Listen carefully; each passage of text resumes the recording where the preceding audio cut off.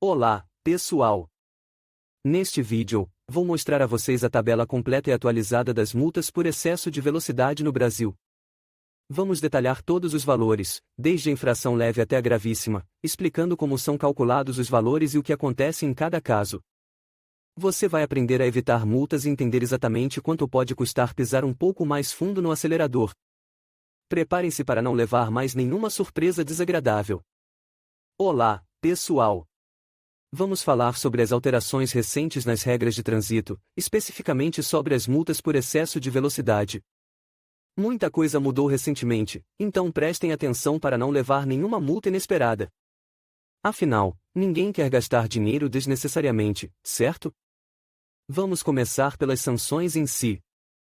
As multas variam bastante dependendo da velocidade cedida e do local da infração.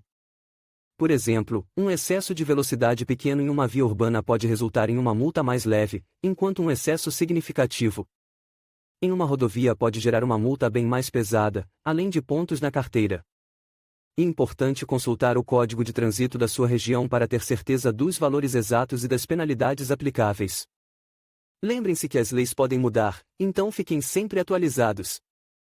Agora, vamos falar sobre o excesso de velocidade em si. É crucial entender a diferença entre dirigir em vias urbanas, rodovias e autoestradas. Em cada uma dessas vias, os limites de velocidade são diferentes, e o excesso de velocidade tratado de forma diferente também.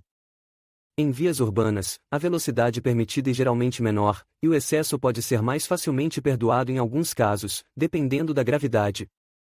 Já em rodovias e autoestradas, os limites são mais altos, mas o excesso de velocidade pode resultar em multas bem mais severas, devido aos riscos envolvidos. É fundamental respeitar os limites de velocidade em todas as vias, independentemente do tipo de via. Falando em velocidade, vamos entender o que ela significa na física. Velocidade é a grandeza física que mede a rapidez com que a posição de um objeto muda ao longo do tempo. Ela é um vetor, o que significa que possui tanto magnitude, o quanto rápido, quanto direção. Simplesmente, a velocidade indica o quanto você se move em um determinado período de tempo. Imagine um carro, a velocidade dele indica o quanto ele percorre em cada segundo, minuto ou hora. Vamos aprofundar um pouco mais na mecânica. Podemos falar sobre a velocidade instantânea e a velocidade média.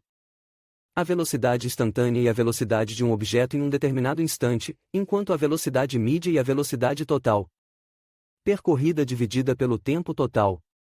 Imagine você dirigindo, seu velocímetro mostra a velocidade instantânea, enquanto a velocidade média é calculada considerando toda a sua viagem.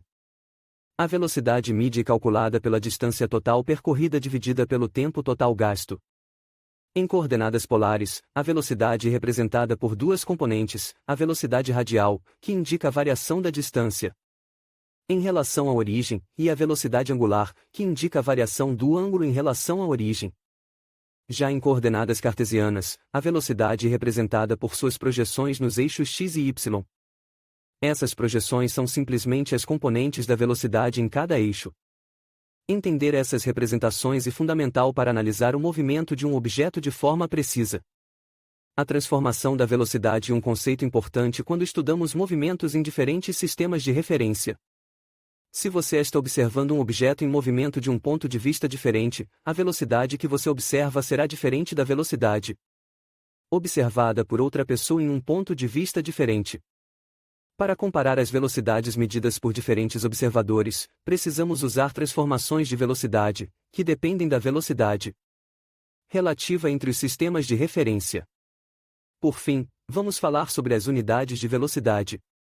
A unidade mais comum é o metro por segundo, MAS, mas também usamos quilômetros por hora, quilômetros EH, no dia a dia, principalmente no contexto de trânsito. É importante saber converter entre essas unidades para evitar confusões. Lembrem-se, 1 km equivale a 1000 metros, e 1 hora equivale a 3000 SX segundos. Usando essas conversões, você pode facilmente transformar a velocidade de uma unidade para outra.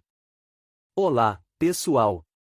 Vamos mergulhar no mundo da velocidade, mas não só a velocidade que te faz levar uma multa, mas a velocidade em si, a física por trás dela. Primeiro, vamos entender as relações entre as unidades de velocidade. Afinal, Quilômetros por hora, metros por segundo, tudo isso significa a mesma coisa, mas com números diferentes. Precisamos saber converter entre essas unidades para entender realmente o que significam os limites de velocidade e as multas por excesso. Vamos ver alguns exemplos práticos, mostrando como fazer essas conversões de forma simples e rápida, para que vocês nunca mais se confundam. Agora, vamos falar um pouco sobre a experiência internacional. Como outros países lidam com o excesso de velocidade? Quais são os limites comuns? Existem diferenças significativas nas penalidades? Vamos comparar alguns países, mostrando exemplos de como diferentes legislações abordam esse problema. Veremos que, apesar das diferenças, a preocupação com a segurança no trânsito é um denominador comum em todo o mundo. E falando em penalidades, vamos desvendar as peculiaridades da acusação por excesso de velocidade. O que acontece quando você é parado por um policial? Quais são os seus direitos? Como funciona o processo de autuação? Vamos detalhar todo o processo, desde a infração até o pagamento da multa, explicando cada etapa de forma clara e objetiva. É importante saber seus direitos para lidar com a situação da melhor forma possível. As leis estão em constante mudança, certo? Então vamos discutir possíveis alterações na lei de trânsito, focando especificamente nos limites de velocidade. Há propostas em discussão? Quais são as tendências? Como essas mudanças podem impactar os motoristas? Vamos analisar as possíveis implicações dessas alterações, para que vocês estejam sempre atualizados e preparados. E por falar em mudanças, vamos abordar os problemas que podem surgir com novas leis e regulamentos sobre limites de velocidade. A implementação de novas regras sempre traz desafios. Quais são os principais problemas que podem surgir? Como podemos mitigar esses problemas?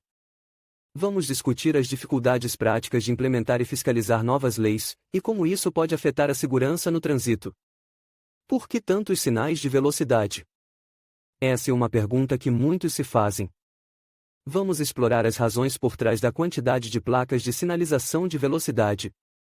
Afinal, cada sinal tem um propósito específico, e entender esse propósito é crucial para uma condução segura. Vamos analisar diferentes tipos de sinalização e suas implicações. Por fim, vamos dar uma olhada em alguns crossovers populares, mostrando como a velocidade e a física se conectam em situações do dia a dia. Vamos usar exemplos do mundo real para ilustrar os conceitos que discutimos. Isso vai ajudar a fixar o conhecimento e mostrar a importância da compreensão da velocidade em diferentes contextos.